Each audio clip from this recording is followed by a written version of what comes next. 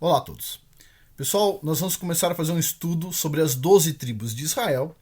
E no estudo de hoje, que eu espero que eu consiga fazer talvez em um ou dois vídeos, não tenho certeza, nós vamos falar sobre a tribo de Benjamim, uma das 12 tribos. Na verdade, a gente fala em geral 12 tribos, né? Mas a tribo de José, na verdade, vai aparecer no mapa de Israel como duas tribos, que é Efraim e Manassés.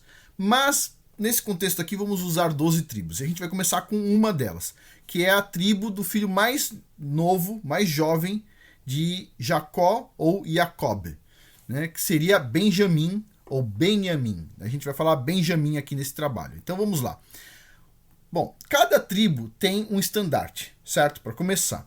E o estandarte da tribo de Benjamim, vocês estão vendo aqui, ó, é um lobo, certo? Vocês vão entender durante esse estudo por que é um lobo e qual é a importância do lobo, tá? Os lobos da tribo de Benjamim.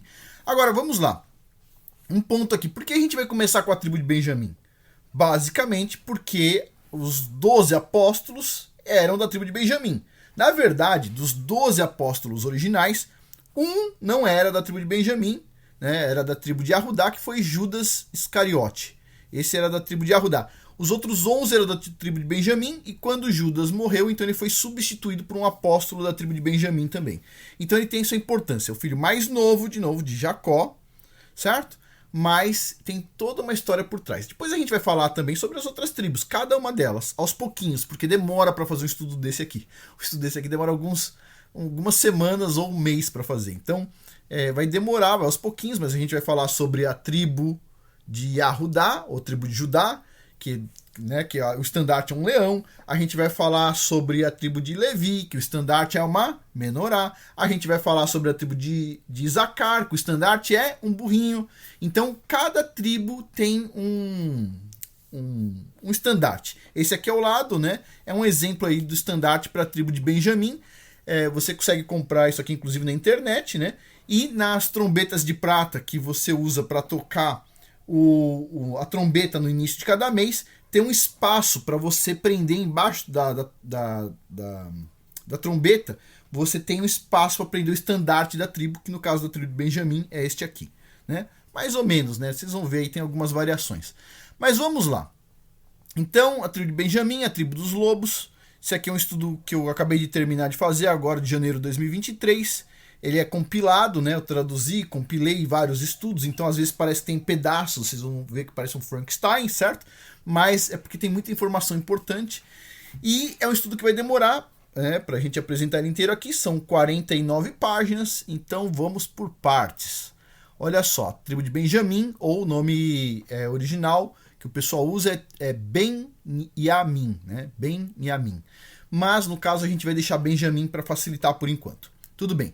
Eu estou fazendo algumas substituições de nome nesse estudo. Então, Israel, a gente vai usar a tradução correta, que está na Bíblia Sefer, que é Yasharel. Jacó, nós vamos trocar aqui para Jacob, certo? Judá, a gente vai estar falando Yahudá, que são termos comuns. E algumas pequenas traduções diferentes, né, mais corretas. Mas Benjamim a gente vai manter assim por enquanto. Então vamos lá. A tribo de Benjamim, ou a tribo composta pelos benjaminitas, é uma das 12 tribos de Yasharel.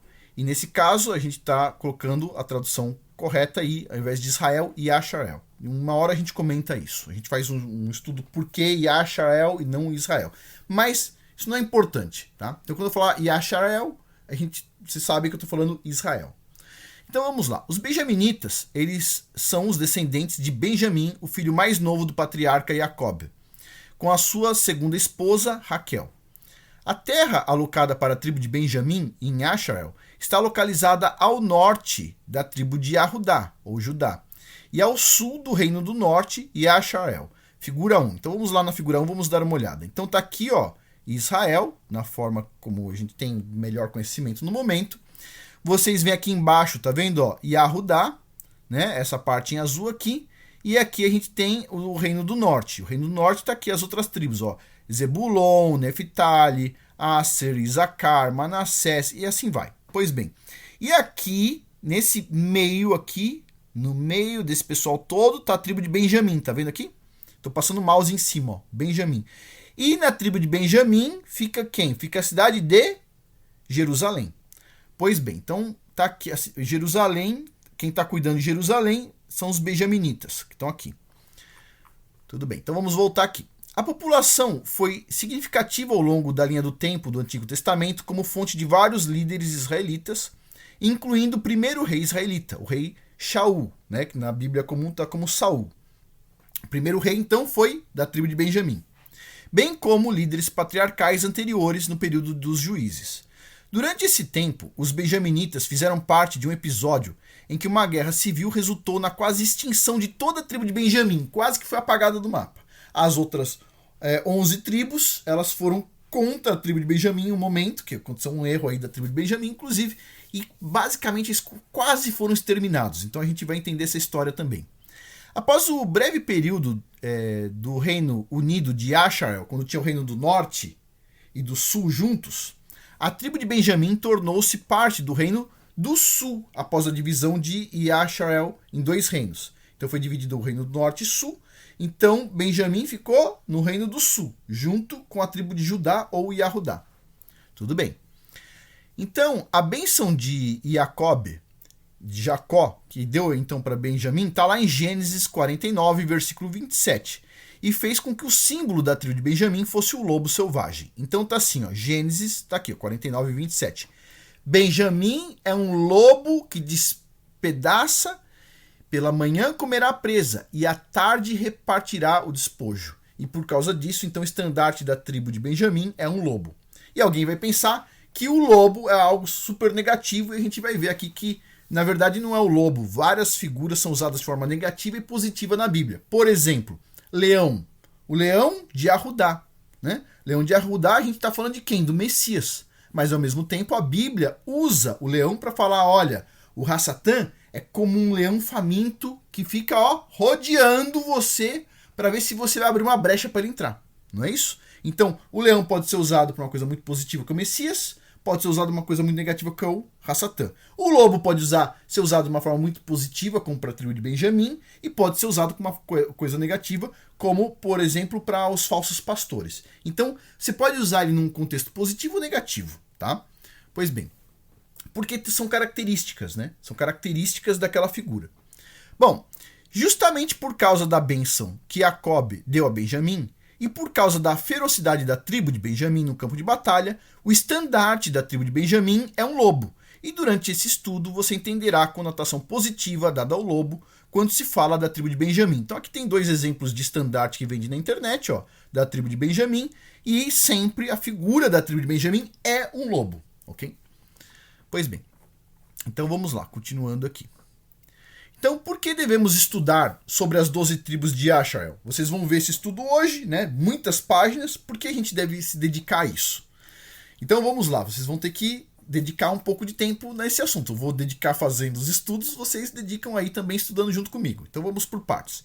Número 1. A organização das 12 tribos e as bênçãos de Jacob, que deu para essas 12 tribos, reflete as características estabelecidas pelo próprio Criador Yahweh para organizar a sua comunidade de servos. Ponto 1. Então é legal a gente conhecer isso. Ponto 2. Nos permite resgatar e restaurar a nossa cultura original, que foi roubada, nos ajudando então a entender a nossa identidade, nossas características, nossas habilidades e principalmente nossas falhas que precisam ser melhoradas como tribo. Algumas pessoas aqui vão se identificar como a tribo de Benjamim. Outras pessoas vão se identificar como a tribo de Yahudá, Judá. Outras pessoas vão se identificar como a tribo de Isacar. Outras pessoas vão se identificar como a tribo de Zebulon. Né? Tem muitas pessoas no norte do Brasil que se identificam com a tribo de Zebulon e tem estudo sobre isso. A gente vai falar sobre a tribo de Zebulon também. Então, quando a gente começa a entender cada uma das tribos, e a gente fala assim, nossa, tem muitas características aqui que refletem a minha família, refletem a minha origem, refletem a mim mesmo. Então, se você se identifica como uma das tribos, e você vê que aquela tribo tem um problema, você também tem aquele problema a ser resolvido.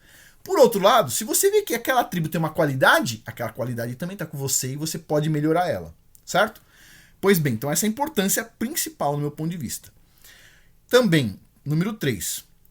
a melhor forma de se montar uma comunidade de sucesso, isso é meu ponto de vista, tá? É unindo pessoas da mesma tribo, que têm as mesmas características e a mesma forma de se comportar, o que permite que todos remem o barco na mesma direção, certo? Então, as comunidades, por que elas não dão certo? Tem vários motivos, né? Tem muitos pecados, né, que as pessoas carregam, né, para dentro das comunidades, mas eu penso que um dos motivos as comunidades, elas precisam ou estar juntando pessoas que têm a mesma origem, porque veja, como é que era o mapa aqui? Tá vendo? Por que as tribos não estão todas misturadas? Por que não tem gente de Zebulon misturada aqui em Yahudá? Por que o Criador não colocou o pessoal de Naphtali espalhado aqui junto com Gad? Por que colocou Naphtali aqui, Aser aqui, Zebulon aqui, Isacar aqui? Por que colocou Benjamim aqui? Certo? Porque os benjamitas vão trabalhar melhor juntos. O pessoal de Zebulon vai trabalhar melhor junto. Então, eu penso que para comunidades pode ser importante. Se não for, vamos supor, você quer montar uma comunidade com pessoas de outras tribos. Também não tem problema, mas você tem que saber quais são as características dessas tribos. Né? Até para você ter mais tolerância quando houver formas de pensar diferente. Então, eu acho que é importante esses estudos das 12 tribos. Então vamos lá, vamos começar com quem é Benjamim. Então Benjamim é o filho mais novo de Jacob, com a sua segunda esposa Raquel, que morreu na estrada entre Betel e Efrata ao dar à luz ao seu filho Benjamim. Quando então nasceu Benjamim, a mãe dele, Raquel, morreu. Então vamos lá. Quando Benjamim nasceu, sua mãe Raquel o chamou de Ben-Oni, que significa filho da minha tristeza. Mas o seu pai, Jacob, para evitar um mau presságio, vamos dizer assim, chamou ele de Ben-Yamin, que significa filho da minha mão direita. Olha que nome bonito. Filho da minha mão direita. Isso está lá em Gênesis, capítulo 35, versículos 17 a 18. O que eu estou colocando em cinza, pessoal, são itens que eu não preciso estar lendo para vocês, certo? Porque eu não quero ficar perdendo contexto. Mas eu vou ler alguns. Esse aqui eu vou ler para vocês, né? E o que está em preto depois eu vou ler. Eu não vou ler tudo que está em cinza. Tem muitas coisas que eu vou pular aqui e vocês podem consultar na Bíblia de vocês. Então vamos ler esses juntos. Gênesis 35, versículos 17 a 18. E aconteceu que, tendo ela trabalho em seu parto, lhe disse a parteira: não temas, porque também este filho terás. E aconteceu que, saindo-se-lhe a alma, porque morreu no caso, chamou-lhe de Ben-Oni, mas seu pai chamou-lhe de Benjamim, como a gente acabou de discutir aqui. Bom, ao ganhar o seu filho mais novo, Benjamim, o patriarca Jacob perdeu a sua amada esposa Raquel. Então ele ganhou um filho que completou as 12 tribos de Asher. Ele acabou de ganhar o filho que completa as 12 tribos, mas ao mesmo tempo a esposa dele, amada, morreu. Então, vamos lá. Olha só. Eu vou pular esse pedaço aqui. São dois trechos, tá? Gênesis 35, 1 e Gênesis 35, versículos 16 a 19. Vamos lá. Então, alguns fatos interessantes. Benjamim não foi concedido a seus pais até depois que Raquel orou e jejuou por um segundo filho por um longo tempo. Né? Ou seja, ela teve que fazer jejum e oração para conseguir vir trazer para esse mundo Benjamim. E não até que Jacob tivesse 100 anos de idade. Jacob tinha 100 anos de idade quando nasceu Benjamim. Por isso que fala que é o filho da velhice dele. Né? Com 100 anos de idade nasce Benjamim para Jacó. Benjamim, portanto, foi concebido em jejum e oração e nasceu na velhice de seus pais, especialmente o seu pai, Jacob. Benjamim foi o último filho nascido de Jacob por sua segunda esposa Raquel. Como ela estava para morrer ao dar à luz, ela chamou ele de Ben-Oni, mas seu pai já foi lá e mudou para Benjamim. Gênesis, capítulo 35, versículo 18. Ben-Oni, como a gente já viu, significa filho da minha tristeza. E Benjamim, pelo contrário, significa filho da minha mão direita. Olha que importante isso, vocês vão entender, lembre-se disso. Benjamim significa filho de quem? Da mão direita. A mudança de nome feita por Jacob para Benjamim é um exemplo direto de uma pessoa que pode ter tido sua vida mudada pela mudança de nome. Agora vamos lá. Benjamim foi resgatado pelo seu pai com a mudança de nome. Então, Benjamim significa o quê? Filho da minha mão direita. A mão direita é a representação do poder. O filho da mão direita é, portanto, o filho do poder.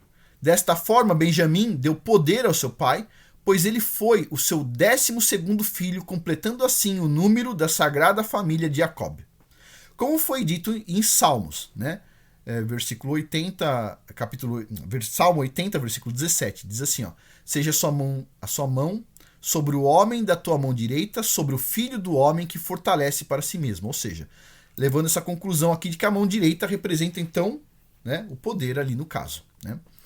Desta forma, Benjamim completou o número de filhos de Jacob, sendo o último filho e o patriarca da 12ª tribo. Agora, filho da minha mão direita.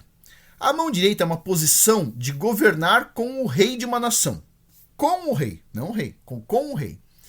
Como é dito sobre o Messias em Hebreus, capítulo 1, versículos 13, ele está sentado ao lado de Yahweh, exercendo o mesmo governo sobre anjos e homens.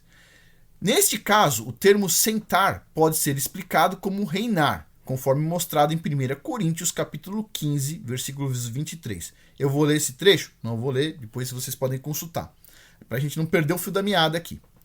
Então lembre-se também que Jacob, né, Jacó é um príncipe.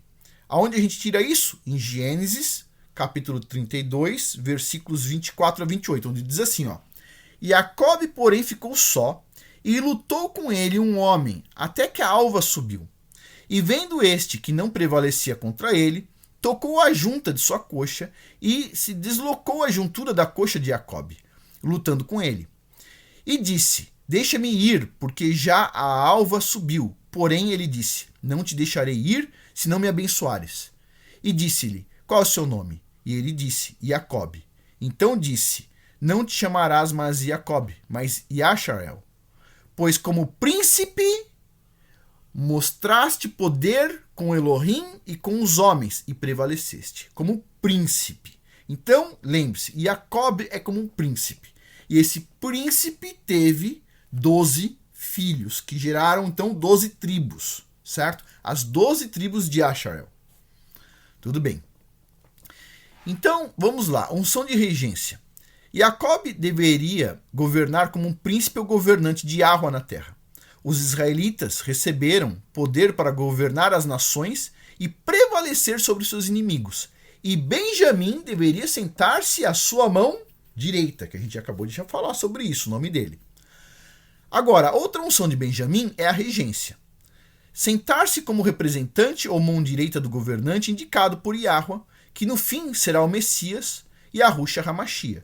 Então veja bem, a mão direita do Messias, né, seria, no caso ali, para a questão de poder, seria da tribo de Benjamim. E por acaso, a gente vai ver, os 12 apóstolos eram da tribo de Benjamim. Pois bem, então vamos lá.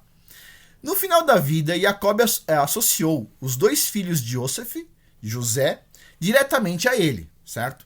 Constituindo 2 tribos importantes com origem em seu filho favorito, Yosef, conforme podemos observar em Gênesis 48, versículos 1 a 16. Então, quando a gente fala 12 tribos, a gente fala porque a gente coloca 2 tribos como Yosef, né? Mas na divisão do território, a gente tem que as 12 tribos, mas uma foi dividida em 2, então a gente tem 13 tribos. Só que uma dessas 13 tribos, que são os levitas, eles não receberam território, eles ficaram com cidades. Então ficaram 12 espaços ocupados, mas os levitas eles não receberam terra. Tá?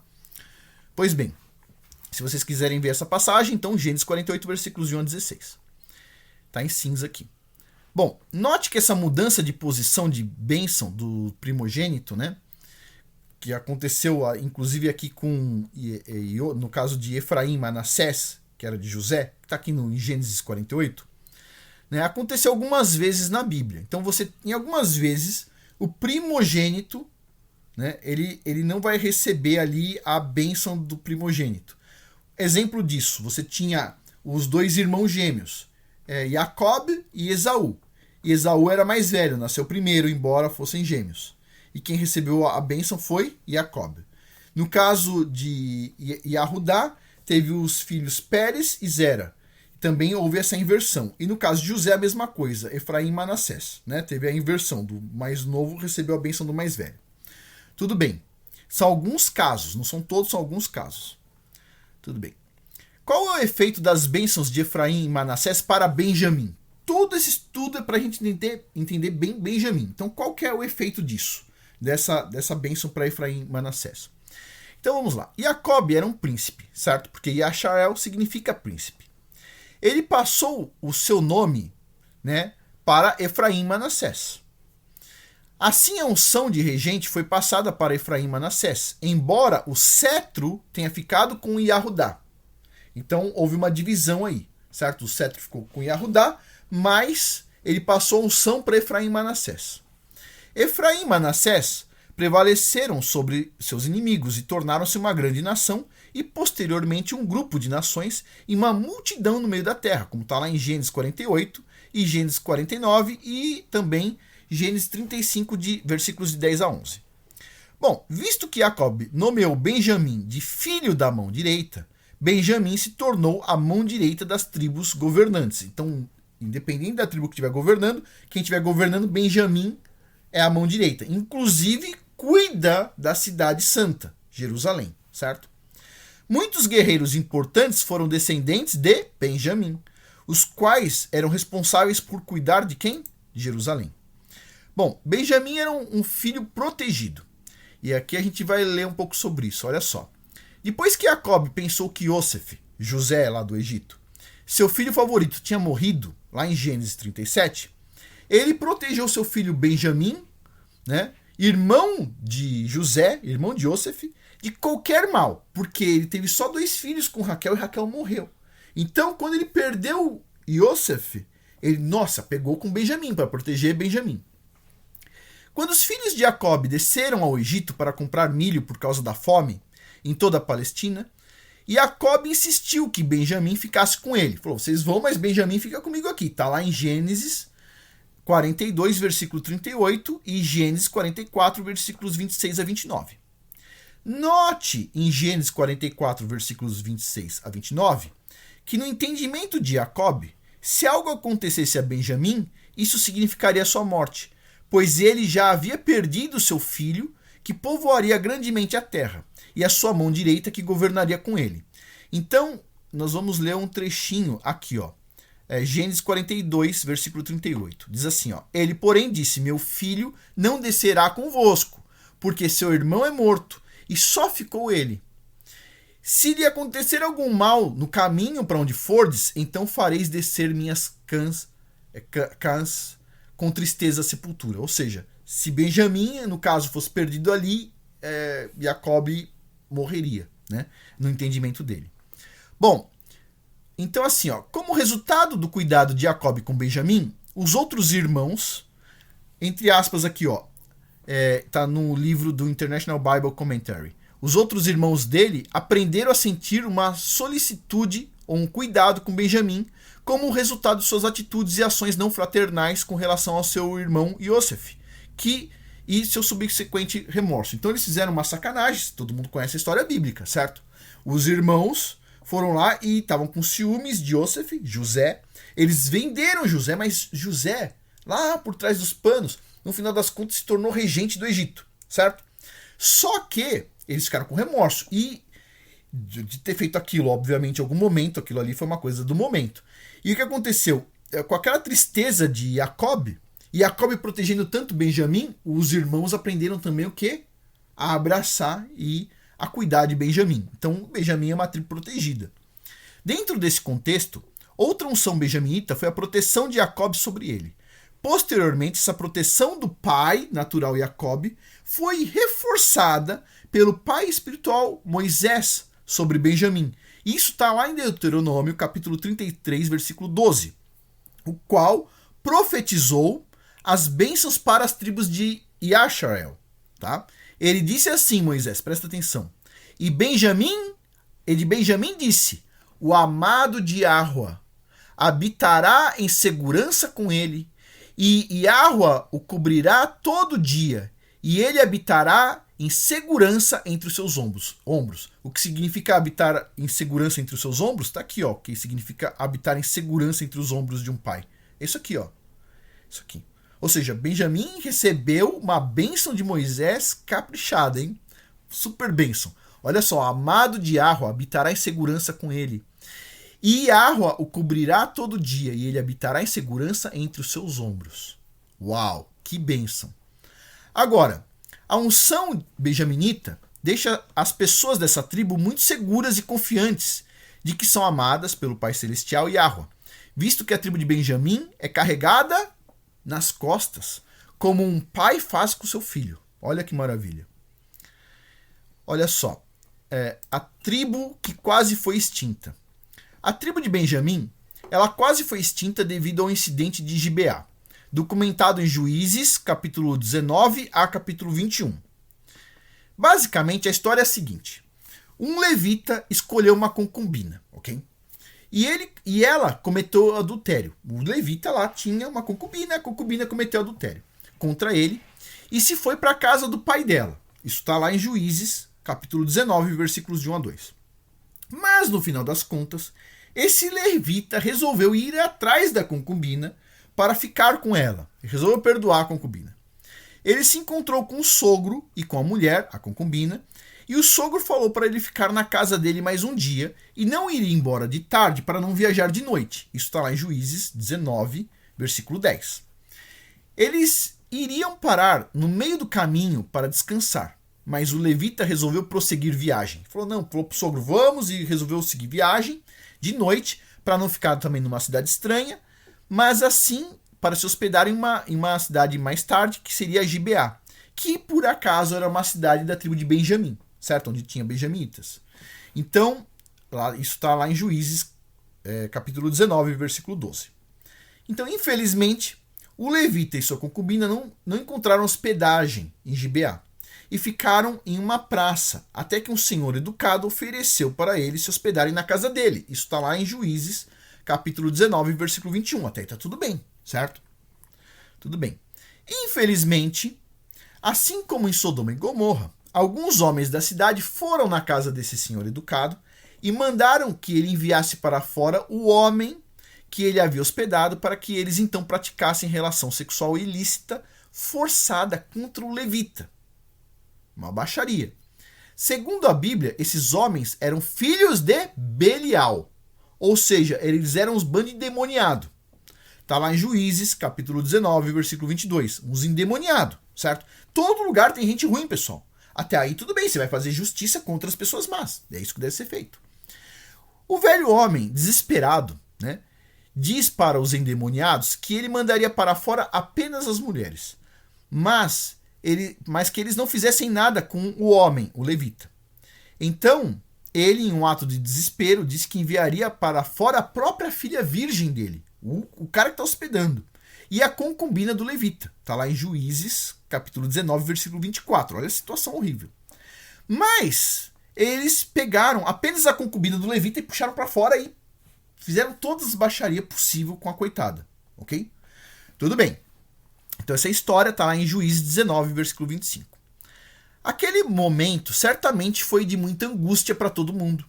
Porém, ficou pior no dia seguinte, quando a concubina foi encontrada morta e o levita optou em esquartejá-la em 12 pedaços e enviar para cada uma das 12 tribos de Ashrael. Isso está lá em Juízes, capítulo 19, versículos 26 a 30. O que gerou uma grande comoção entre todas as tribos. Então todas as tribos ficaram revoltadas com isso, com o que aconteceu ali. As tribos então se juntaram para ouvir sobre a maldade que ocorreu na cidade controlada pela tribo de Benjamim. Isso está lá em Juízes, capítulo 20, versículos de 1 a 3. Os patriarcas das tribos, com exceção de Benjamim, decidiram ir até Gibeá, onde então pediram para que se entregassem os homens que fizeram a maldade, né, para que eles fossem mortos. Até aí, pessoal, tá certo. Os caras fizeram uma maldade desse tamanho. A tribo de Benjamim devia fazer o quê? Ó, são esses endemoniados aqui. Vamos pegar eles e vamos acabar com eles, né? Aqui então aparece uma característica da tribo de Benjamim, ok? Como uma matilha de lobos, os benjaminitas têm uma lealdade de grupo, certo? Lembre-se, não é uma bênção do lobo? Né? Então a matilha de lobo ela tem uma lealdade de grupo, né? Muito grande. E, inclusive, essa é uma das coisas que os benjaminitas mais levam em conta, lealdade. A característica que o benjaminita mais procura é lealdade. Pois bem, e da mesma forma que uma matilha de lobos, eles se autoprotegem de qualquer ameaça externa. Né? Ok. O problema é que essa característica positiva de lealdade de grupo, né, nesse caso foi negativa. Tá certo, todo grupo se proteger. Né? Eu penso assim também, eu penso que a lealdade de grupo é muito importante. Mas nesse caso específico foi negativo. Por quê? Porque aquele pessoal era mau. A Bíblia diz, eram filhos de Belial. Os benjaminitas tinham que ter entregue eles e pronto, acabou a conversa. Né? Mas não. Nesse caso, uma característica positiva dos lobos se tornou negativa. Então o que aconteceu foi... Então o problema é que essa característica positiva, nesse caso foi negativa, pois os homens maus eram filhos de Belial e eles deveriam ser entregues.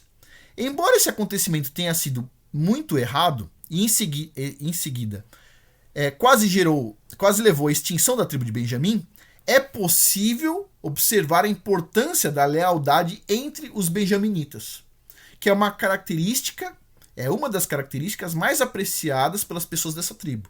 Tem pessoas que vão apreciar como característica principal força, é de uma tribo, lealdade, Benjamim, ok? Pois bem, então vamos lá. Então eu não vou ler as passagens todas aqui para vocês, está em cinzinha. Eu uso essas passagens cinza aqui quando eu quero fazer um estudo aqui, no caso com as crianças. Então eu já tenho as passagens aí, no caso elas não ficam em cinza, né? Elas ficam em preto, mas para mim lembrar aqui na hora de explicar para vocês, eu vou colocando em cinza para pular, porque eu já contei a história, não preciso ficar repetindo, tá? Então vamos lá. Olha só, com a recusa dos benjaminitas de entregarem os culpados, as demais 11 tribos de Asher decidiram atacar Gibeá de Benjamim simultaneamente.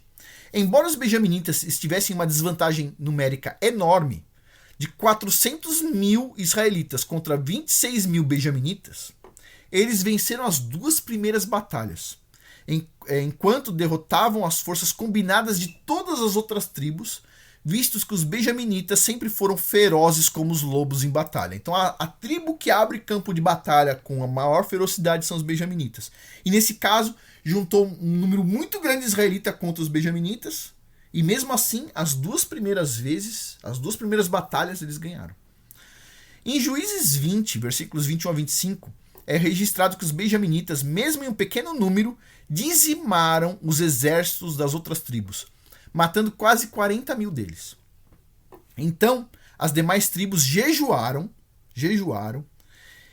e obtiveram a ajuda divina do Criador Yahweh para derrotar os benjaminitas. No final dessa guerra desnecessária, porque era só enviar os filhos de Belial para fora para matarem eles, toda a tribo de Benjamim foi reduzida a apenas 600 homens.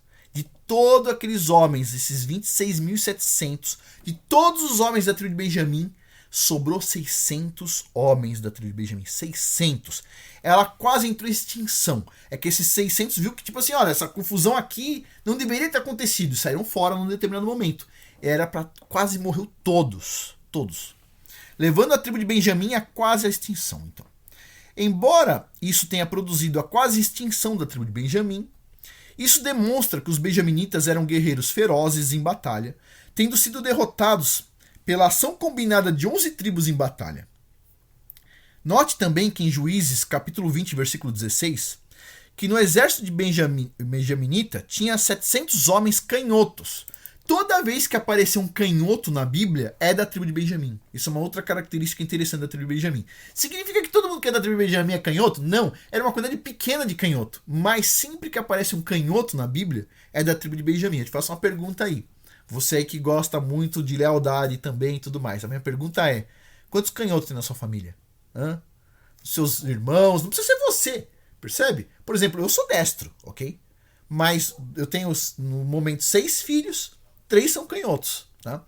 Só para vocês entenderem mais ou menos aqui. Você tem quantos canhotos na família? Como é que funciona isso? Tem algum, né? Alguém aí tem alguns que não. Várias pessoas eu pergunto, tem algum canhoto na família? Não conheço ninguém canhoto. Muitas pessoas que eu entro em contato, e eu pergunto sempre isso, tem algum canhoto na família? Para saber, né? E a pessoa diz, não conheço nenhum canhoto. né? É muito comum as pessoas não conhecerem nenhum canhoto, conhecer algum amigo canhoto e tal, né? Mas tudo bem. Vamos lá. Então, não quer dizer que todo benjaminita é canhoto, pessoal. Quer dizer o seguinte, quando aparece na Bíblia canhoto, sempre é benjaminita, né? Então, tinha 700 homens canhotos que atiravam pedras com uma precisão de acertar um fio de cabelo com a pedra. Girava a tiradeira e pá, acertava um fio de cabelo. Era essa precisão dos atiradores canhotos da tribo de Benjamim. Uau, hein? Embora a maioria dos benjaminitas fossem destros, né, mão direita, todas as vezes que aparece um canhoto na Bíblia, ele é um grande guerreiro da tribo de Benjamim. Na Bíblia não tem nenhum canhoto documentado fora da tribo de Benjamim. Então, olha só, vou pegar um trechinho aqui de Juízes, capítulo 20, versículo 16. Diz assim, entre todo este povo havia 700 homens escolhidos, canhotos, os quais atiravam com a funda uma pedra em um fio de cabelo e não erravam. E não erravam. Atiravam num fio de cabelo e acertavam. Esse era o nível da precisão dos canhotos da tribo de Benjamim. Pois bem, essa parte aqui, que está em preto, eu não vou poder ler para vocês. Isso aqui é exclusivo para pessoas assim que eu tenho confiança. Então, essa parte aqui fica excluída. Obviamente é uma passagem bíblica, obviamente tem uma explicação, mas essa parte aqui eu vou pular. Tem um motivo para isso, né? Ainda tem muito texto aqui, eu não vou pular mais nenhum texto. É só esse pedacinho que eu estou pulando. A gente ainda está na página 16, vai até a página 49. Tem muita informação, mas esse pedacinho eu preciso pular, tá bom? Vamos lá. Então, as falhas dos benjaminitas.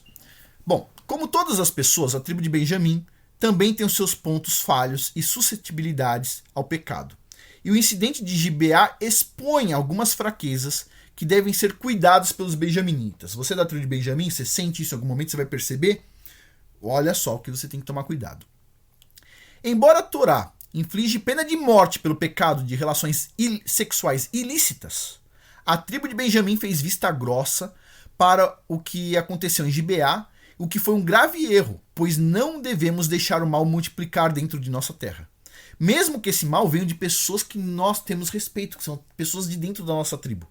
Mesmo assim, tem pecados que são indicados pela Torá como pecado de morte. E nesse caso, a gente não deve defender uma pessoa que tem um pecado de morte. Certo? Os benjaminitas, eles têm essa necessidade de lealdade de grupo, e é positivo, mas se alguém dentro de um grupo cometer um pecado de morte, essa pessoa está excluída, ela deve ser excluída do grupo. Vai doer, mas deve ser excluída. No caso, se os benjaminitas tivessem agido dessa forma, não tinha quase entrado em extinção naquele momento. Então a gente tem que aprender com o erro, tá? Embora seja importante a lealdade benjaminita, e em geral isso é um ponto forte dessa tribo, quando se está na presença do pecado, os benjaminitas permitem a lealdade ficar acima da justiça, né? O que é errado, principalmente considerando as leis de Yahweh. Então, nesse caso, a lealdade não pode ficar acima da justiça perante as leis de Yahweh, né? Tem um adúltero em Asharel e ele precisa ser apedrejado, o adúltero e a adúltera, é da sua tribo? Não importa. É um pecado de morte. Acabou a conversa, certo? O que o pessoal fez com a concubina do levita é um pecado de morte. Acabou a conversa. Então, esses aqui são os caras que cometeram um pecado de morte. A gente não tem nada a ver com isso, certo? Pronto. Além disso, embora a lealdade no grupo seja fundamental e linda dentro dessa tribo, nesse caso, eles deixaram a lealdade superar o aconselhamento dos patriarcas das outras 11 tribos sem alguma razão.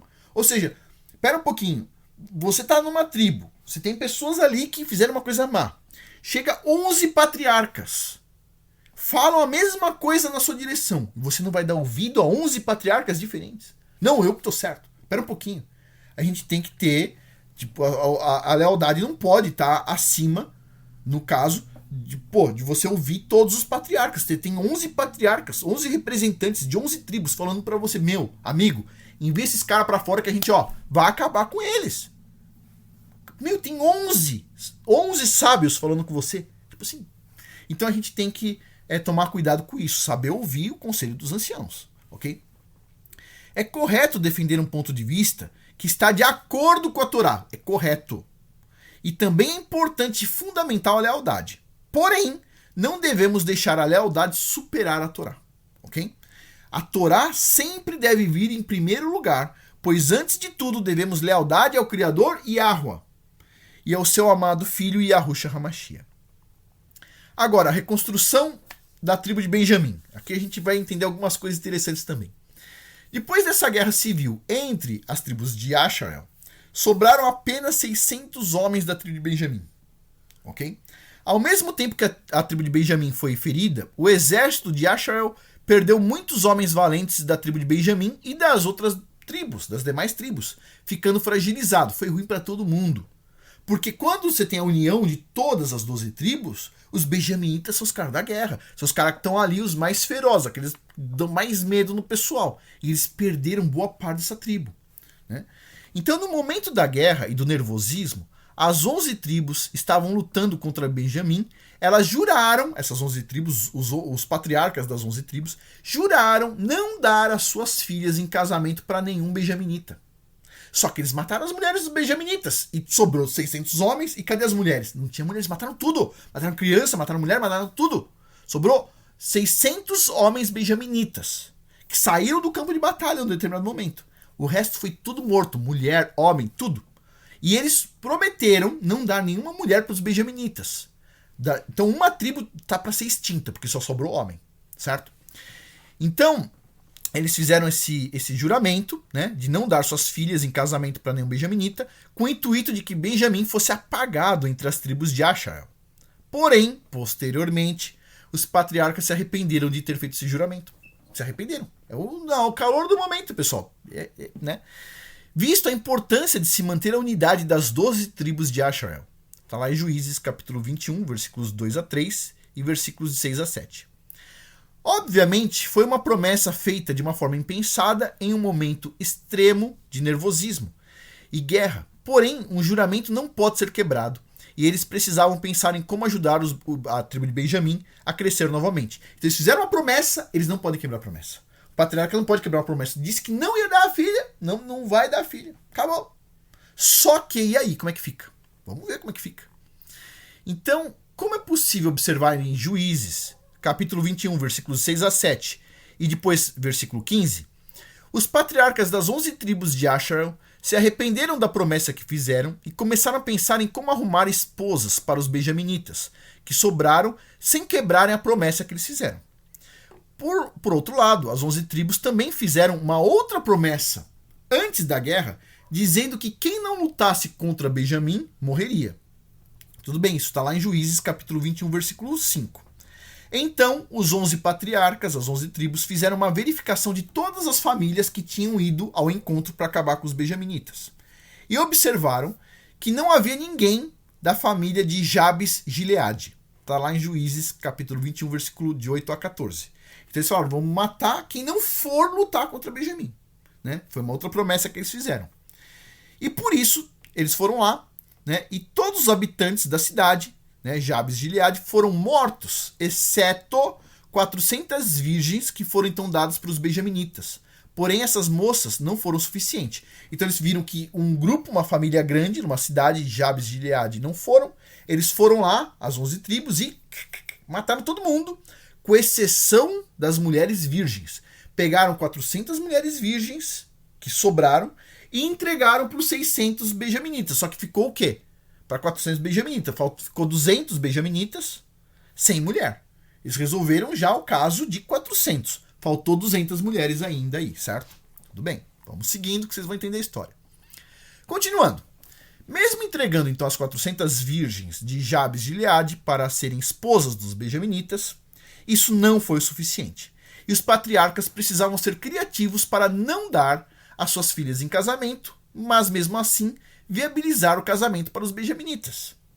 A solução encontrada foi, então, não dar, mas fazer vista grossa e permitir que dos 200 benjaminitas que estavam sem esposas emboscassem 200 moças virgens em Siló, né, cidade na terra de Efraim, lembre-se disso, isso é importante, e tomassem como suas esposas.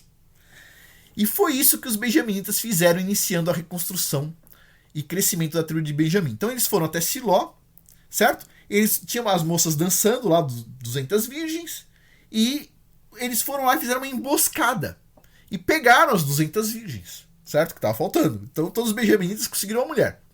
Por que na cidade de Siló? Por que na tribo de Efraim? Porque se você lembra bem, Efraim é filho de Yosef, José, que é irmão filho da mesma mãe de Benjamim. Benjamim e Yosef são irmãos, certo? De mãe, inclusive, de pai e mãe. As outras tribos são irmãos de pai, mas não de mãe. O único irmão de mãe de Benjamim era José, no caso do Egito, né? José, que é Yosef, que deu origem a duas tribos, Efraim e Manassés. Então, foi pego mulheres da tribo do irmão, né? Que tem a mesma característica de pai e mãe, né? Pai e mãe. Pois bem, e esse pedaço a gente vai ler. Então, a gente vai ler esse trecho aqui, ó, que é Juízes, capítulo 21, versículos 16 a 25, certo? Eu grifei alguns trechos aqui. Quando tá grifado, eu vou dar uma ênfase. Então, vamos ler juntos. Olha só, diz assim, ó. E disseram os anciãos da congregação: que faremos acerca das mulheres para os que restaram? Pois foram destruídas as mulheres de Benjamim. Disseram mais: tenha Benjamim uma herança nos que restaram, e não seja destruída nenhuma tribo de Asher. Se arrependeram, né? Porém, nós não lhes podemos dar mulheres de nossas filhas. A gente não pode. Porque os filhos de Asher juraram, dizendo: maldito aquele que der mulher aos benjaminitas. Então disseram: eis que de ano em ano há solenidade de Yahua. Deixa eu trocar aqui.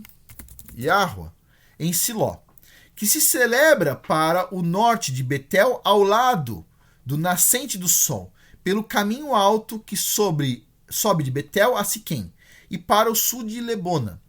E mandaram aos filhos de Benjamim, dizendo: ide, emboscai-vos nas vinhas, e olhai, e eis aí as filhas de Siló, a dançar em rodas. Sai vós das vinhas, e arrebatai cada um sua mulher das filhas de Siló, e ide-vos à terra de Benjamim. Né? Então, estou indicando os benjamitas sequestrar, já que eles não podem dar, vai lá e pega essas mulheres aí. Pô. Pois bem, e será que quando seus pais ou seus irmãos vierem a litigar conosco, nós lhe diremos? Porque lembre-se, o pai fez o casamento entre o marido e a mulher. Se o pai não estiver de acordo, ele pode quebrar o juramento. Mas quando os pais vão reclamar, eles dizem assim, ó, nós falaremos para os pais o seguinte, ó: por amor de nós, tende compaixão deles, pois nessa terra não tomamos mulheres para cada um deles. Por que não lhes destes vós? Vocês não deram, para que agora ficais culpados. Você não precisa ficar culpado, vocês não deram, eles pegaram. Vocês só não precisam cancelar o casamento deles. Vocês não deram, vocês não são malditos, porque vocês não deram, eles foram lá e pegaram as filhas de vocês. Então, tipo assim, deixa com eles. Mas, tipo assim, vocês não deram, ok? E os filhos de Benjamim o fizeram assim, e levaram mulheres conforme o número deles. Das que arrebataram das rodas que dançavam, e foram-se e voltaram à sua herança, e reedificaram as cidades, e habitaram nelas. Também os filhos de Asharel partiram dali, cada um para a sua tribo e para a sua família, e saíram dali, cada um para a sua herança. Naqueles dias não havia rei em Asharel, porém cada um fazia o que parecia reto aos seus olhos. Juízes, capítulo 21, versículos 16 a 25. Pô, Afonso, mas por que isso é importante? Porque isso é uma característica dessa tribo. E a gente vai ver que povo também tem essa característica, ok? Então vamos por partes. Lembrando, não chegamos na metade do estudo, se acalma aí. Então diz assim, ó, outro ponto curioso nessa história é que, como Siló era uma cidade de Efraim, Yahua providenciou para a tribo de Benjamim que ela fosse edificada novamente com a tribo mais próxima de Benjamim, ou seja, a tribo de Yosef, seu irmão por parte de pai e mãe. Isso torna Benjamim e Yosef mais próximos um do outro do que qualquer outra tribo. Já eram irmãos e agora Benjamim só não foi extinto, certo? Por causa das mulheres da tribo de Yosef. De novo, olha só como essas tribos estão juntas. Tudo bem. Neste ponto, entra algo curioso na identificação da tribo de Benjamim nos dias de hoje. Pois até os dias de hoje, existe um povo que mantém o costume de sequestrar moças para se casarem. Existe até hoje esse povo. Embora nos dias de hoje seja muito raro, eles não fazem mais, mas é um costume que ficou registrado num povo específico. que são quem? Os ciganos. Os ciganos são muito mal vistos no mundo devido à sua lealdade interna. Olha só, eles são muito leais entre eles, certo? Com falta de apreço pelos povos que não são ciganos e pelo costume de sequestrar jovens para casar. Eles não sequestram para vender nem nada, sequestram para casar. O interessante, né, é que embora os ciganos até hoje sejam acusados de sequestros, eles sempre fizeram isso apenas com mulheres e não com homens. E aparentemente sempre com o intuito de casar com essas mulheres, né? Tudo bem. E aí você vai falar, pô, Afonso, mas eu não sou cigano. Calma. Pessoal, todas as tribos estão espalhadas e a gente vai identificar elas em vários povos, tá? Mas vamos lá. Mas será que a tribo de Benjamim se resume apenas aos ciganos? Obviamente que não, né? Para respondermos essa pergunta, teremos que fazer posteriormente um estudo completo sobre a origem cigana, certo? Porque a gente vai ver, os ciganos eles vieram de um lugar específico, aí foram lá para a Romênia, certo? Que são ciganos, eles se espalharam, foram principalmente para a Espanha, e aí eles vão perder a identidade cigana deles na Espanha, porque a Espanha escravizou os ciganos, se vocês não sabem, ele escravizou durante o período, e quando eles perderam totalmente a identidade cultural deles, eles liberaram os ciganos no norte. A gente vai ver, é uma história muito longa, tá? Então, você pode ter a mesma origem, mesmo sangue dos ciganos, sem você saber, tá? Mas eles vêm de uma origem, eles vêm antes, tem um grupo de benjaminitas no Afeganistão, especificamente, né? Os Pashtun do Afeganistão parte deles foram para a Romênia. Então, tipo assim, tem uma história muito longa aí que a gente vai uma hora conversar. Tem um rabino com um estudo maravilhoso sobre os ciganos especificamente, né? A origem cigana e tudo mais. Mas isso é uma outra história. Por enquanto a gente vai estar focado aqui na tribo de Benjamim como um todo, tá? Então vamos lá. Então para responder essa pergunta, teremos que fazer posteriormente um estudo completo sobre a origem cigana e seu espalhamento pela Europa, com eventual perda de identidade. Porém, podemos fazer um desenho rápido aqui sobre isso. Eu acho que eu tenho 6 ou 7 livros sobre os ciganos. Meu amigo, não estão aqui esses livros sobre os ciganos. Deixa eu ver se tá. Pessoal, eu vou fazer uma pequena pausa aqui só para pegar os livros e eu já volto. Ok, pessoal, continuando. Olha só. Eu tenho só alguns livros aqui. Eu tenho muito mais livros do que esse sobre os ciganos, tá? Eu tô fazendo um estudo sobre os ciganos. Eu tenho um dicionário de Gypsology, que não tem a egiptologia, tem a ciganologia. Gypsy é cigano em inglês, tá? Gypsology é o termo para estudar os ciganos. E tem as palavras. Adivinha como os ciganos chamam o criador Yahweh? Yahweh. Nossa! E qual é a história sobre a criação do mundo dos ciganos? Como é que é? Adão e Eva. Que coisa! E os ciganos dizem que o povo deles atravessou o Mar Vermelho. Que coisa curiosa! E eles dizem que eles vieram do Egito. Ah, muito curioso. A história cigana é muito curiosa, né? Então eu tenho vários livros aqui, ó, livros grossos sobre aqui, ó, os gypsies, os ciganos. Uma hora a gente vai ver sobre isso para a gente tentar recuperar informações da tribo de Benjamim, certo? Eu tenho interesse pessoal nisso. Tá vendo aqui, ó? Me diz uma coisa, o que parece esse cara aqui? Parece gaúcho, né? Que coisa curiosa. Qual que será que é o sangue dos gaúchos? Então vamos lá. Olha só, tá vendo aqui? Também um livro muito legal sobre ciganos. Tem esse aqui, ó. Tá vendo aqui? Não, pessoal, esse cara na capa não é um gaúcho, tchê. Esse aqui é um cigano. O nome dos ciganos aqui vocês devem estar vendo ao contrário as letras, né? Não sei. Mas é Roma. Roma. Quando a gente pega o livro dos romanos, quem disse que era para os romanos de Roma, da Itália, hein? Quem disse isso? Vamos lá, para começar a conversa, pessoal. Já que a gente está falando isso, uma pausa aqui, tá? Olha só.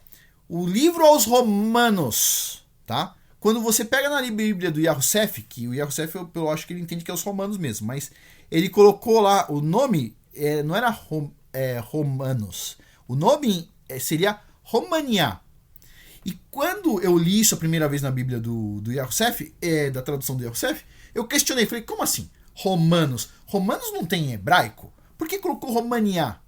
Porque, pessoal, presta atenção, tem um país que em português se chama Romênia, que é onde estão os ciganos, e esse mesmo país, em romeno, o nome não é Romênia, E em inglês também não é Romênia. Em romeno, o nome da Romênia é România. E o nome em inglês da Romênia é România. România. România. Exatamente o termo que se usa, o apóstolo Paulo fala assim, vou escrever uma carta para os România. Para România, não é romanos, tá? Não é romano da Itália. O apóstolo Paulo não estava escrevendo para italianos. Ele estava escrevendo para as tribos perdidas, que já tinha identificado ali os benjaminitas. România, o pessoal da Romênia, certo? É por isso que eles são chamados de Roma. Eles são chamados de Roma. Os ciganos romenos, eles se autodenominam como Roma. O nome do povo romeno, cigano, é Roma. Porque na Romênia tem duas partes. Tem a parte da parte alta, né? Dos platôs da Transilvânia, onde você vai ter o sangue Nephilim lá, onde vem o príncipe Charles e companhia, né? Do Conde Drácula. E na parte baixa da Romênia, né? Que está perto do mar, inclusive, você vai ter os ciganos. Inclusive, os contos romenos, você vai ver a divisão da Romênia em duas partes. Você vai ver o Conde Drácula, certo? Que é a representação dos Néfilins do platô alto da Transilvânia. E você vai ver o que o pessoal chama do homem-lobo, o lobisomem na Romênia, que na verdade não é homem-lobo, é da tribo de Benjamim, daqueles que se identificam como lobos, ok? Tudo bem, mas vamos lá, vamos por partes. Tem este outro aqui, ó. Esse aqui não é legal, tá? Eu já li boa parte desse aqui. We Borrow the Earth, né? Também é sobre os ciganos, né? Tô lendo ainda, mas não é assim tão legal. E tem este outro aqui, ó. De Roma. De Roma, não é amor, tá? É Roma, tá? Às vezes, não sei se vocês vão ver ao contrário quando eu vou gravar, mas é de Roma. Falando também sobre os Romaniá, que são quem? Os romeno. Não tem nada a ver com romano. O livro dos romanos. O apóstolo Paulo estava escrevendo lá para a Itália. Tava escrevendo lá para a Itália, sim. Uhum. Inclusive os caras pensam, não, é Roma. Roma que é o lugar da igreja verdadeira. Uhum. Vai nessa.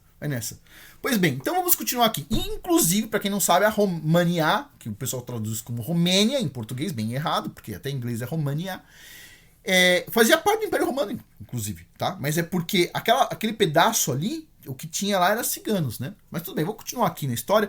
Um dia eu vou sentar aqui com vocês e a gente vai falar tudo sobre os ciganos. Talvez dê 10 vídeos sobre os ciganos. Os ciganos é um assunto muito louco, porque é um povo que quando ele se espalha para a Espanha, e a Espanha escraviza eles, depois eles vão pro norte, na divisa de Portugal, certo? E aquele lugar ali, você vai encontrar os ciganos que não sabem mais que são ciganos, eles pensam que são espanhóis. Mas não, eles não pensam que são espanhóis. Eles pensam que são... como é que se fala? Castelhanos. Eles pensam que são castelhanos, né? Então, inclusive, se você for ver, se você conhecer algum castelhano, ele vai falar que eles não são espanhóis, na verdade. Eles têm raiva de espanhóis, né?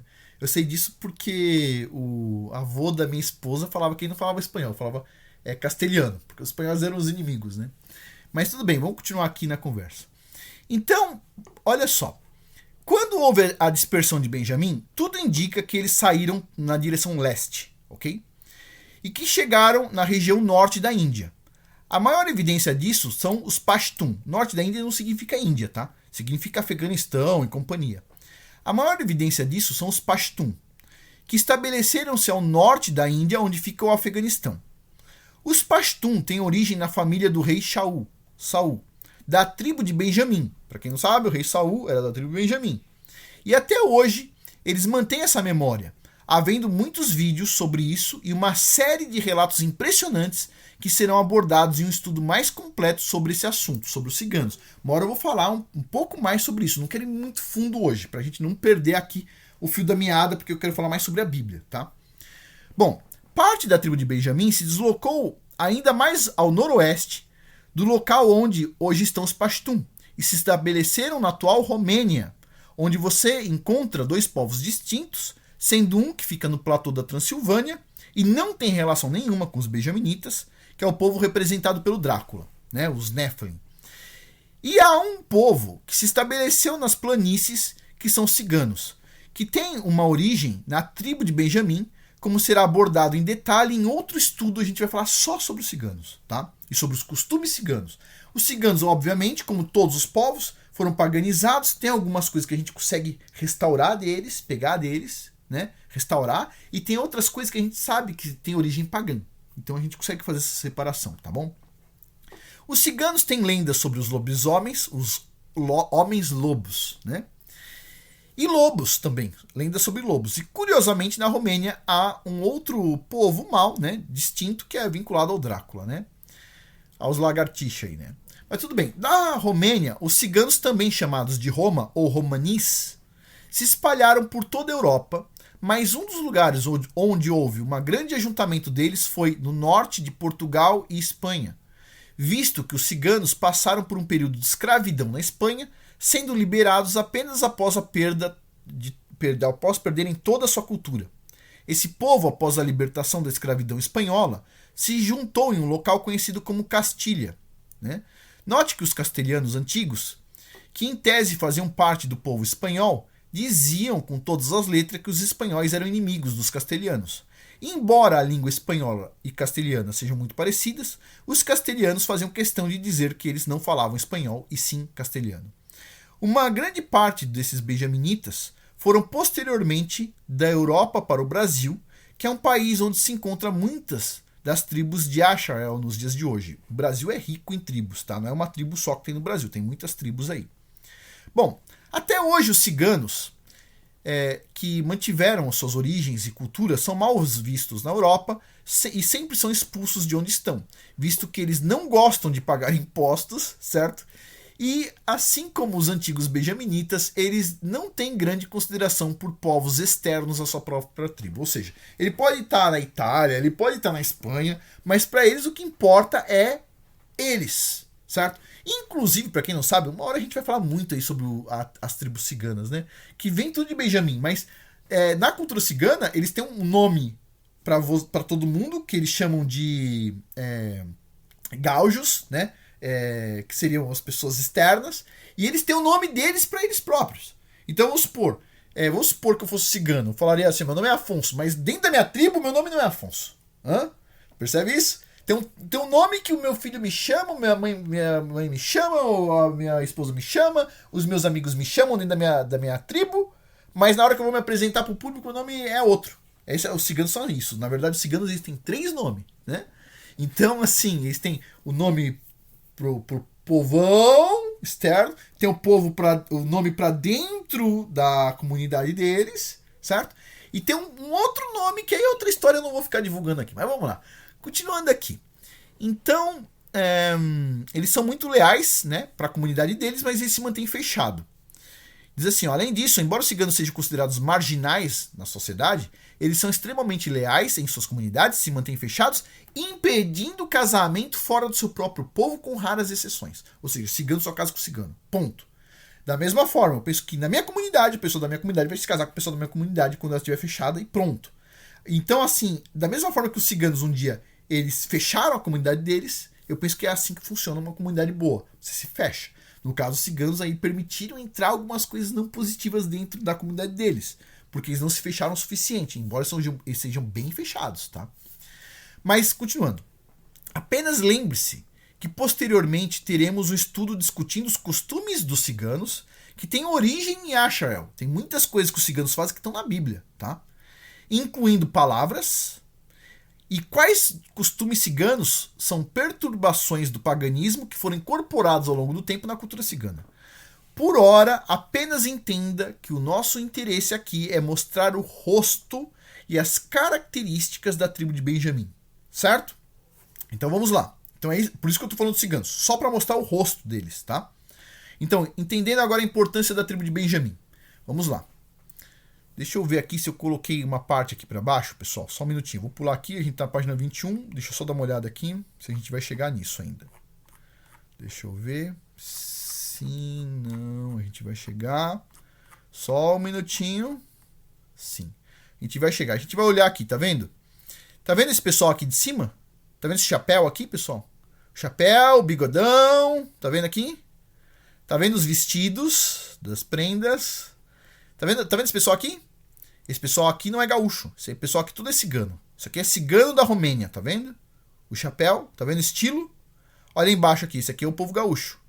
Né? Esse aqui tá, tirou a barba. Mas em geral, o bigode, né? O chapéu, né? é uma característica muito parecida, tá bom? Lógico que nem todos os gaúchos são de origem espanhola cigana, porque junto com os ciganos tem levita, tem muitos gaúchos, do meu ponto de vista, que são levitas. Por quê? Porque os levitas eram os especialistas em fazer aqueles mega churrasco, certo? Que é a carne que sobe com aquele cheiro gostoso pro criador e tudo mais. Aquilo ali eram os levitas, certo? Então é outra história. A gente ainda vai falar sobre os levitas. Mas cada tribo tem uma característica, inclusive no rosto, ok? Então vamos por partes aqui. Então vamos lá. Vamos voltar lá para a página 21 onde a gente estava e depois a gente vai chegar ali. Vamos lá, a gente vai entender muita coisa ainda, pessoal. A gente nem chegou na metade. Então, entendendo a importância da tribo de Benjamim. Acho que foi aqui que a gente parou, né? Sim. A compreensão final da tribo de Benjamim está enraizada na bênção de seu pai Jacob sobre ele, pois essa bênção é uma estranha profecia. Desta forma, vamos analisar com cuidado a bênção de Jacob, que ele deu então a Benjamim. Diz assim, ó, depois chamou Jacob a seus filhos e disse, ajuntai-vos e anunciar-vos-ei o que vos há de acontecer nos dias vindouros. Então vamos lá, Jacob está fazendo uma profecia, ok? Então vamos deixar uma coisa clara aqui, Jacó é um profeta, porque se está fazendo uma profecia, ele é um profeta. Embora as pessoas pensem que ele é um patriarca, ele não é só um patriarca, ele é um patriarca, ele é um príncipe, ele é um profeta, ok? Pois bem, então vamos lá. Isso aqui é Gênesis 49, versículo 1. Agora vamos para Gênesis 49, versículo 27. Diz assim, ó. Benjamim é um lobo que despedaça. Pela manhã devorará a presa e à tarde repartirá o despojo. Neste ponto, vem algumas perguntas comuns, como pode um lobo devorador ser uma bênção positiva? Primeira pergunta que todo mundo já deve ter feito aí. Pô, Afonso, lobo devorador selvagem é uma bênção positiva que ele dá pro filhinho favorito ali, todo cuidado. Exato, é uma bênção positiva. Então vamos lá. Outra pergunta. Por que de todos os animais, Afonso, Jacob foi escolher um lobo? Por que isso? Pera, vocês vão entender. A resposta é simples. Da mesma forma que o lobo, o uso da figura do leão pode ser usada positivamente quando fala do Messias. Está lá em Apocalipse, capítulo 5, versículo 5. Ou também da tribo de Arudá, Gênesis 49, versículos de 8 a 10. Pode ser usado de forma positiva, né? Como também pode ser usado de forma negativa para falar do Rassatã, como está em 1 Pedro, capítulo 5, versículo 8. Tanto o leão como o lobo são símbolos usados de forma positiva e de forma negativa na Bíblia, sendo que o contexto que na prática define se algo é bom ou ruim. E certamente a bênção de Jacob para Benjamim é muito positiva, como veremos a seguir. Mas antes disso, vamos dar uma olhada. Olha só. Onde diz assim, Apocalipse, capítulo 5, versículo 5, diz assim, ó. E dize-me um dos anciãos, não choreis. Eis aqui o leão da tribo de Arudá, a raiz de Davi, que venceu para abrir o livro e desatar os seus 7 selos. Quem é o leão da tribo de Arudá? É o Messias. É o Messias, pô. Leão, olha que coisa bonita, leão. Mas, se a gente for em 1 Pedro, diz assim, ó. Sede sóbrios, vigiai, porque o diabo, vosso adversário, anda de redor, bramando como leão, buscando a quem possa tragar. Então, o leão pode ser usado como uma figura positiva para o Messias, pode ser usado como uma figura negativa para o diabo. Você percebe? O lobo é a mesma coisa. Então, vamos lá. Muitas pessoas falam mal do lobo, né? Mas assim, o lobo, aqui nos Estados Unidos, não tem um registro de morte por lobo, de ser humano. Mas as pessoas sempre têm medo do lobo mau, né? Porque isso é uma coisa que já vem, é uma coisa da cultura que o pessoal criou. Mas na verdade o lobo é uma figura de linguagem, tá? Vamos lá. Diz assim, ó. Uma das características dos lobos é o quê? É a lealdade aos próximos, a quem tá próximo. E não a desconhecidos. O lobo não é leal a desconhecido, ele é leal a quem tá próximo, certo? Ao mesmo tempo que os lobos são leais ao seu grupo, eles são considerados animais violentos em lutas, o que é outra característica da tribo de Benjamim. É tudo bonzinho dentro do grupo. Para fora, na hora de lutar, é animal selvagem. A tribo de Benjamim tinha coragem para abrir o campo de batalha, e de toda a sua energia em guerras os definiam como ferozes como o lobo. Note que mesmo o leão sendo mais forte que o lobo, você não vê lobos no show de circo. certo? Você já viu lobo em circo? Pois os lobos são selvagens. Essa palavra, selvagem, muitas vezes usada de forma negativa, na verdade tem uma conotação positiva quando pensamos que ela significa incorruptível perante a sua essência. Incorruptível. Não foi corrompido. Não foi corrompido ainda. Ou seja, um lobo ele é selvagem, naturalmente selvagem. Senão ele se tornou um cachorro. Certo? Ele é, enquanto lobo, ele é selvagem e sem corrupção. Ele está na essência. Se um benjaminita entender que está errado, ele muda. E da mesma forma, se ele entender que ele está certo, ele não muda. Ok? Ou seja, ele não se corrompe. Outra característica dos lobos é que eles não gostam de ser controlados ou obedientes a normas sem sentido. Ah, criou uma norma sem sentido. Um benjaminita não vai nessa. Por quê, pô? Então, sendo sempre liderados por um único lobo alfa. Os lobos são leais a seu grupo, mas não gostam de receber ordens externas. Porém, devem ser atentos para seguir todas as ordens e orientações do Messias e Yahushua HaMashiach e do dono de todos os israelitas, o Criador dos céus e da terra, Yahuwah Tsebaot.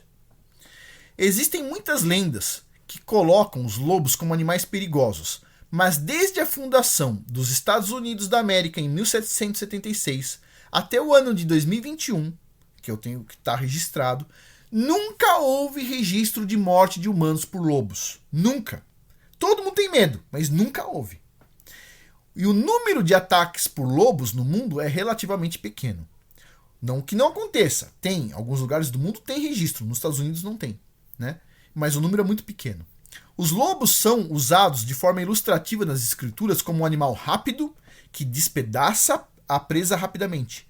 Mas da mesma forma que ele é usado para mostrar características negativas, como o próprio leão, que representa a tribo mais importante de Asharel, ou seja, a tribo de Yahudá, também é usado para ilustrar características de formas positivas e negativas na Bíblia. Desta forma, o uso do lobo ou do leão de forma negativa nada mais é do que uma figura de linguagem e não uma depreciação das características desses símbolos que representam essas tribos. Além disso, o lobo desenvolveu a capacidade de sobreviver nos climas mais hostis ou inóspitos do mundo. Os lobos no Alto Ártico suportam vários meses de inverno de escuridão perpétua, como o pessoal diz. Mesmo em fevereiro, quando o sol retorna ao norte, temperaturas de menos 40 graus Celsius e ventos fortes são comuns. Os lobos vivem não só na parte ártica, como eles vivem também em desertos e também nos úmidos pântanos da costa do Golfo do México. Ou seja, sendo frio, quente, desértico, lá vai ter um lobo. Ele se adapta a qualquer território.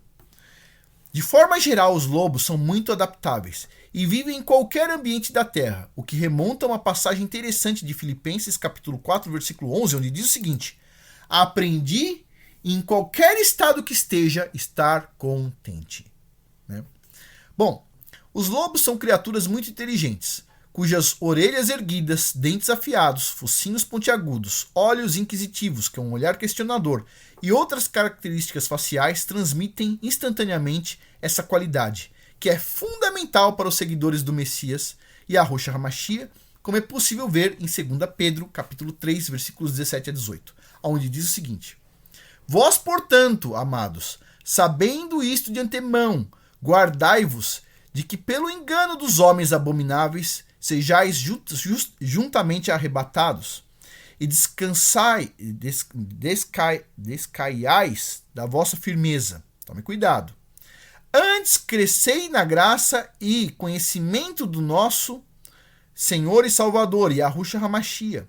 A ele seja dada a glória, assim agora, como no dia da eternidade. Amém. Bom, os corpos dos lobos são construídos para terem resistência física, possuindo características ideais para viagens de longa distância. Seus peitos estreitos e costas e pernas poderosas auxiliam sua locomoção eficiente. Os lobos são capazes de percorrer vários quilômetros, trotando a um ritmo de cerca de 10 km por hora. e são conhecidos por atingir velocidades próximas de 65 km por hora durante uma perseguição. Essa característica de resistência é algo muito importante para os seguidores do Messias, como podemos ver em 2 Timóteo capítulo 2, versículo 10, onde diz o seguinte: portanto, tudo suporto por amor dos eleitos, para que também eles alcancem a salvação que está em Yahushua HaMashiach com glória eterna. Bom, os lobos são animais que trabalham em grupo ou comunidades, e por isso vivem principalmente em matilhas. Uma matilha é formada quando um lobo macho alfa e uma ou mais fêmeas se encontram e ficam juntos para sempre. Ao contrário de outros animais, os lobos machos mantêm suas parceiras para toda a vida. E com a vinda dos filhotes, eles encontram território para se estabelecer e criar seus filhotes durante muitos anos. Seus filhotes ficam com eles até que tenham idade suficiente para sair de casa, geralmente quando têm 3 anos de idade. E as condições dos lobos, pessoal, não das crianças, hein? Lobo, tô falando agora. E as condições sejam adequadas para começar uma nova família ou uma matilha própria. Você pode ver uma matilha como um núcleo permanente e sua prole e continuamente cria novas matilhas, demonstrando a importância da família, companheirismo e comunidade para os lobos, no caso, né? Os lobos entendem e respeitam a liderança, que é dada por um lobo alfa.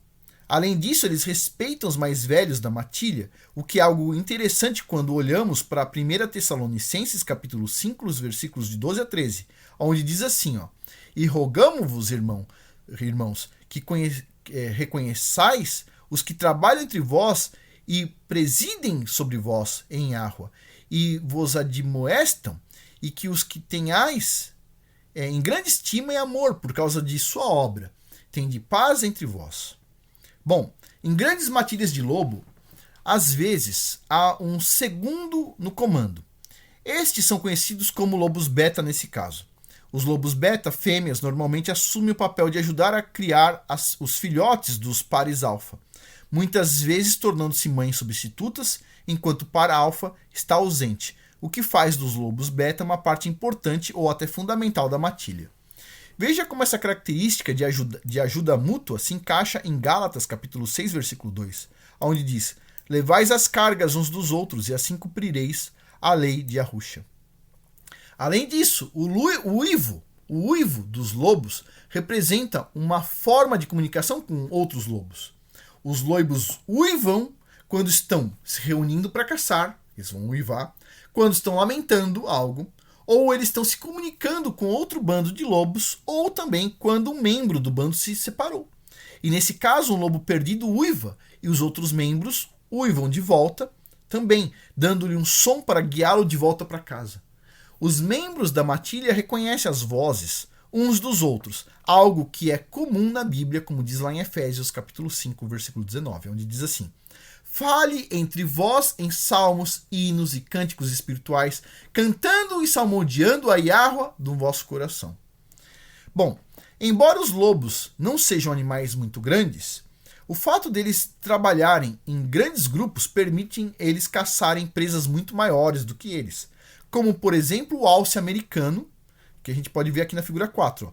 Os lobos são menores do que o alce, mas estão lá caçando o alce.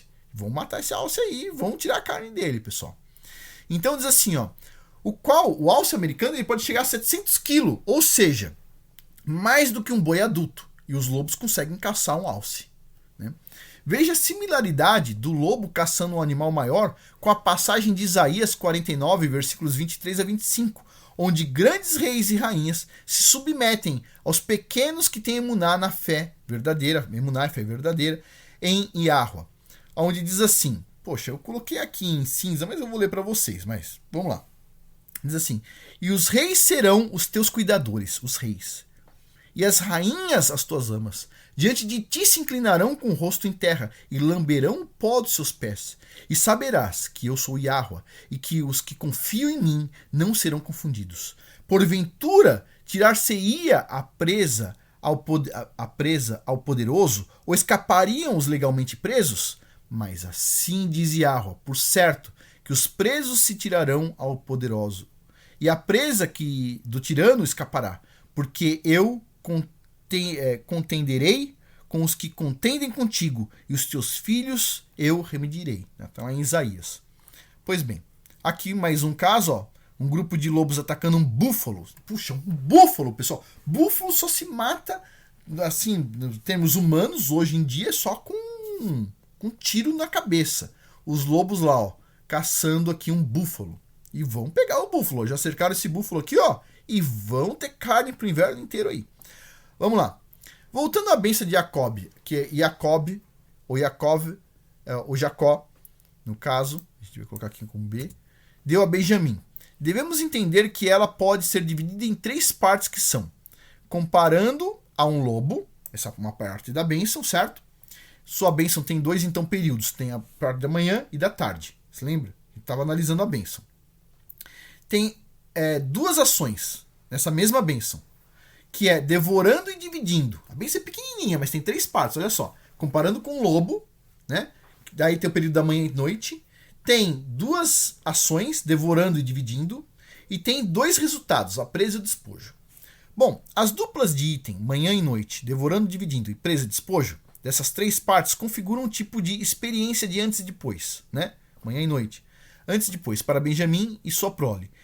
E para entendermos isso melhor, vamos analisar cada uma dessas 3 partes mostradas acima, começando pela primeira parte. Então, na cultura judaica, o dia começa à noite, né, no entardecer, como é visto em Gênesis, capítulo 1, versículo de 1 a 8, onde o dia é composto por tarde e manhã, nessa ordem, e não manhã e tarde, como estamos acostumados a ver. A gente pensa assim, começou o dia, né? Então é manhã e tarde. Não é assim, é tarde e manhã. Isso não é válido só para os israelitas. Os israelitas acreditam que o dia começa no pôr do sol, quando você vê a primeira estrela. Não é quando está escuro, está dia ainda. Você ainda está claro, mas você vê a primeira estrela, quer dizer que o sol já se pôs. Para os judeus comuns dos dias de hoje, eles acreditam dessa forma. Os muçulmanos, que são semitas, descendentes de Abraão também, acreditam que começa quando você vê a primeira estrela. Os índios também acreditam dessa forma. E a Bíblia deixa extremamente claro isso. Eu sei que tem grupos que não acreditam nisso, mas eu vou mostrar aqui como eu aprendi. Então vamos lá. Então, é tarde e manhã nesta ordem e não manhã e tarde como estamos acostumados. E a gente pode ver isso em Gênesis capítulo 49, versículo 27. Eu poderia... na verdade, veja a bênção de Benjamim novamente em Gênesis 49, 27. Tudo bem. São 2 partes aqui. Então vamos lá. Primeiro vamos ver essa questão do Gênesis. Uma hora eu falo sobre isso. A gente vai falar sobre calendário, eu explico. Eu não queria falar sobre isso agora, mas vamos lá. Logo em Gênesis diz assim, ó. E no princípio criou Elohim os céus e a terra. E a terra era sem forma e vazia. E havia trevas sobre a face do abismo. E Urua, o espírito de Elohim, se movia sobre a face das águas. E disse Elohim: haja luz, e houve luz, e viu Elohim que a luz era boa. E fez Elohim separação entre as luzes e as trevas. E Elohim chamou a luz de dia, e as trevas chamou noite. E foi tarde e manhã. Esse foi o primeiro dia. Como é que foi? Foi tarde e manhã. Esse foi o primeiro dia. Tarde e manhã. Não foi manhã e tarde, percebe? Então, o dia começa pela tarde e vai para manhã. Tarde e manhã, esse foi o primeiro dia. Esse é o primeiro ponto. Segundo ponto, pessoal. As pessoas falam o seguinte, a gente vai começar a contar os dias, por exemplo, na quarta-feira.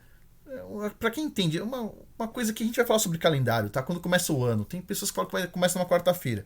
O dia foi criado antes do sol, pessoal. Mas isso é só para quem entende a Terra plana. Aí, quando a gente for falar sobre calendário, a gente vai falar sobre a importância da Terra plana, tá bom? Mas isso é outra história. Não vou pular essa parte aqui. Vamos lá. Lembrando, como é que é a tribo de Benjamim, então? A bênção. Benjamim é um lobo que despedaça. Pela manhã, devora a presa. E à tarde, repartirá o despojo. Mas se percebe que está diferente aí? Porque não seria primeiro à tarde e depois de manhã? Porque, veja bem, o dia começa de tarde, certo? E depois vem amanhã. Mas nesse caso aqui diz assim, ó, ele devorará de manhã. E depois vai vir à tarde. Então é o oposto. Como é que é o oposto? Significa, manhã ele está num dia. Tarde é um próximo dia. É um novo período. Ele devora a presa num período.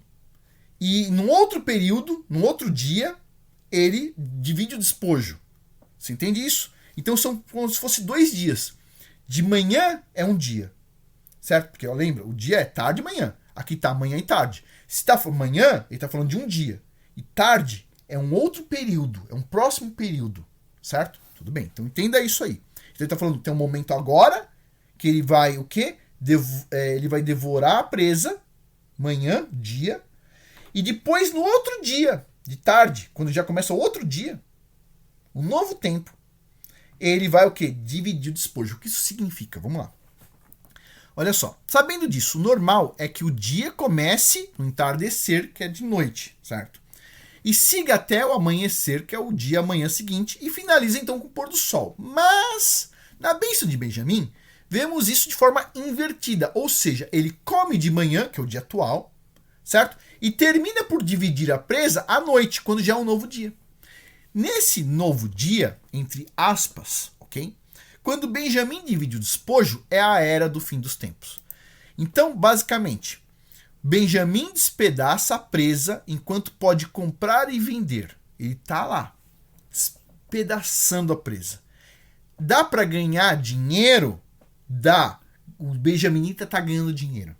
Porque ele sabe que vai vir um período que não vai dar mais para ganhar dinheiro, não vai dar para comprar nem vender. E quando não der mais para comprar e nem vender, ele vai dividir o despojo que ele fez quando dava para comprar e vender. Tá? Então vamos lá. Então quando vir esse novo tempo, que não vai poder comprar nem vender, antes da vinda do antimessias, Benjamim despedaça a presa enquanto pode comprar e vender antes da vinda do antimessias. E se prepara para suportar o período do fim dos tempos compartilhando o despojo com seu grupo.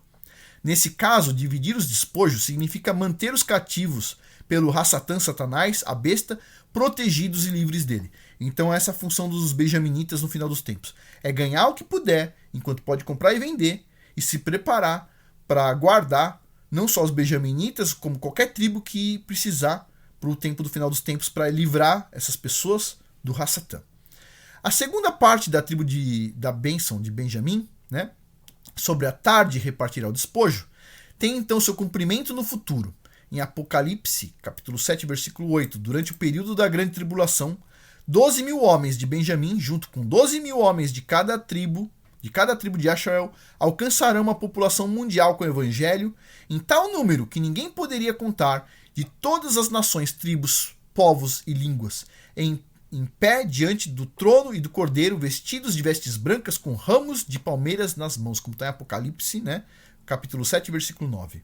A terceira bênção de Benjamim, sobre pela manhã devorará a presa, também profetiza sobre a geração de benjaminitas, que estará auxiliando na terra o Messias e a Yahushua HaMashiach a espalhar o evangelho, no momento anterior ao período da grande tribulação, com a intenção de derrotar o Hassatan Satanás, ou a besta. Como veremos mais para frente, dos 12 apóstolos do Messias, 11 eram benjaminitas, com exceção de Judas Iscariote, o qual era da tribo de Arudá. Além disso, o apóstolo Shaul, Paulo, certo? Todo mundo conhece como apóstolo Paulo, era declaradamente da tribo de Benjamim. Desta forma, evidenciando que muitos dos homens fortes na propagação do evangelho do Messias realmente eram da tribo de Benjamim. Agora, habilidade especial dos benjaminitas em guerras. Vamos lá. Conforme mencionado, deixa eu ver onde a gente está, pessoal. Tô na página 29 e vai até a 49, tá? Então tenha paciência aí. Vamos lá. Bom, talvez eu corte em 2 vídeos, né? Será que fica ruim? Eu vou cortar em 2 vídeos, pessoal. Às vezes fica mais fácil. Eu vou colocar os 2 em seguida, tá? Um dia e depois o outro. Mas às vezes fica mais fácil até de arrastar para escolher um ponto específico do vídeo, tá bom? Eu vou cortar aqui, a gente finaliza por aqui.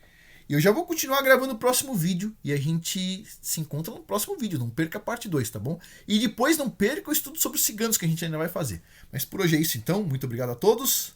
Até mais.